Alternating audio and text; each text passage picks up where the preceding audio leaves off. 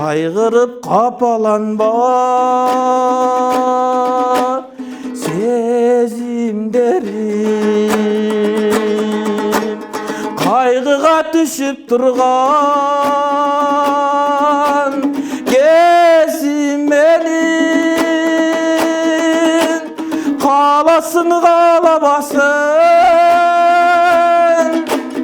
башка бирөө. Кадырын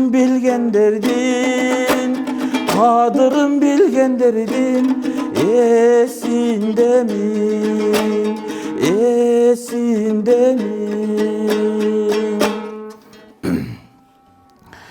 Мен атым Токтогай Ислам, Ош шаардык электр энергия сатуу мекемесинде аймак жетекчиси болуп иштейм. Өзүм контроллер болуп ишке киргенмин. Жаш кезимден эле ырга кызыкчумун. Дагы деле ырдагым келет. Ошо баягы иштен, жумуштан чарчап барганда үйдө отуруп, өзүм комуз чечип ырдап калам. Биздин ушу ишканабыздын майрамдык иш-чараларда комуз менен, аккордеон менен Жеңишбек Шамшиевдин ырларынан ырдайм, Асан Калый Керимбаевдин ырларынан ырдайм. Орбасы ырларга көбүрөөк кызыгам.